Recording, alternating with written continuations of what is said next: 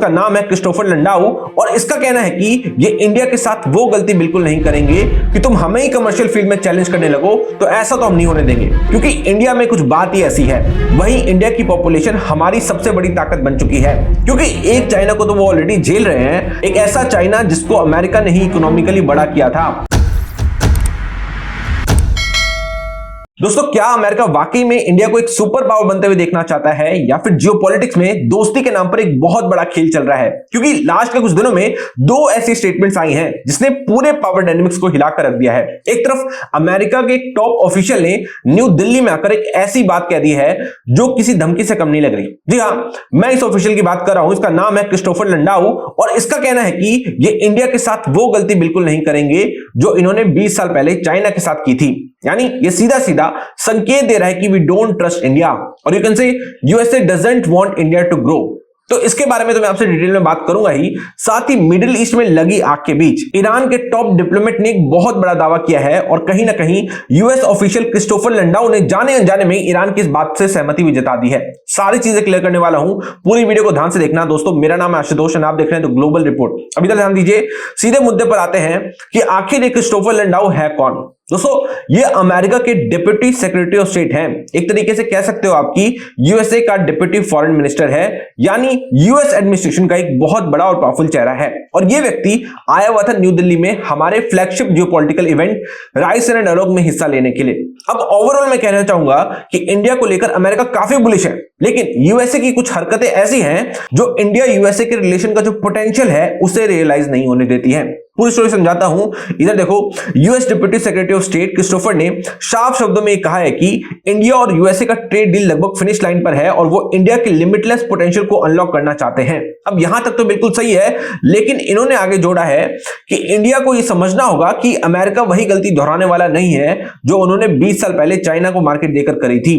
एक बार आप ये वीडियो देखो, उसके बाद हम लोग बात करते हैं। But again, India should understand that we're not going to make the same mistakes with India that we made with China 20 years ago in terms of saying, oh, you know, we're gonna let you, be able to develop all these markets, and then the next thing we know, you're beating us in a lot of commercial things. We're going to make sure that whatever we do, it's fair to our people, because ultimately we have to be accountable to our own people, just as the government of India has to be accountable to its people. So, दोस्तों, देखा आपने, इसका कहना है कि हम तुम्हें अपने मार्केट डेवलप करने देंगे और बाद में पता चलेगा कि तुम हमें ही कमर्शियल फील्ड में चैलेंज करने लगो, तो ऐसा तो हम नहीं होने देंगे। यानी दोस्तों, यूएसए काफी इनसिक्योर है इंडिया की राइस को लेकर। इस स्टेटमेंट से साफ साफ क्लियरली पता चल रहा है कि अमेरिका इज स्केयर्ड, यूएसए को डर लग रहा है इंडिया से, क्योंकि इंडिया में कुछ बात ही ऐसी है। दोस्तों, दुनिया की बाकी मेजर इकोनॉमीज जहां बुरी तरह डिक्लाइन हो रही हैं, वहीं इंडिया की पॉपुलेशन हमारी सबसे बड़ी ताकत बन चुकी है। हमारी वर्किंग एज पॉपुलेशन डिक्लाइन नहीं हो रही है। We have enough population, we have enough man power, और सबसे बड़ी बात, we have highly skilled population, चाहे वो आईटी हो, एआई हो, या आने वाले वक्त का मैन्युफैक्चरिंग सेक्टर हो। और यही बात अमेरिका को चुभती है, क्योंकि एक चाइना को तो वो ऑलरेडी झेल रहे हैं, एक ऐसा चाइना जिसको अमेरिका ने ही इकोनॉमिकली बड़ा किया था। और आज वही चाइना लिटरली हर एक चीज में यूएसए को चैलेंज करता है, चाहे वो ट्रेड हो या ग्लोबल इन्फ्लुएंस हो। इसलिए यूएस बिल्कुल नहीं चाहता कि दूसरा चाइना उसके सामने खड़ा हो जाए। और स्टेटमेंट से हमें यह समझ में आता है कि यूएसए दुनिया को किस तरीके से देखता है, और पर्टिकुलरली इंडिया को किस नजरिए से देखता है। दोस्तों, मैं बिल्कुल नहीं कह रहा हूं कि यूएसए इंडिया की ग्रोथ नहीं चाहता। वो डेफिनेटली चाहता है कि इंडिया आगे बढ़े, लेकिन वो चाहता है कि ये ग्रोथ कंट्रोल्ड हो।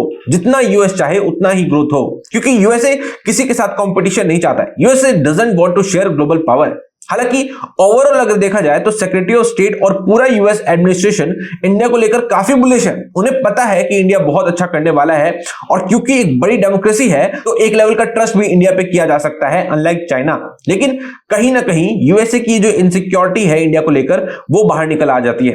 क्या दोस्तों, ये तो मैंने आपको अमेरिका की बात कही कि इंडिया के बारे में वो क्या सोचता है, लेकिन सुप्रीम लीडर ऑफ ईरान के जो स्पेशल रिप्रेजेंटेटिव है, जिनका नाम है अब्दुल माजिद हकीम इलाही, उन्होंने एक बहुत ही बड़ा कमेंट किया है जिसको अनजाने में यूएस सेक्रेटरी ऑफ स्टेट ने प्रूफ कर दिया। दोस्तों, इन्होंने सीधा अक्यूज किया है अमेरिका को और कहा है कि यूएसए जानबूझकर मिडिल ईस्ट में आग लगा रहा है। क्यों? ताकि इंडिया, चाइना और रशिया ग्लोबल पावर ना बन सके। The aim of America is not Iran, but wants to attack the region after Iran will come to another countries. It has been known that according to investigations, in the near future, they will be shift of power to some other countries. And in the near future, the most powerful countries in the world will be India, China, Russia, and America as well. So America doesn't want to have any partner, doesn't want to be India, the powerful country, doesn't want China to be powerful country.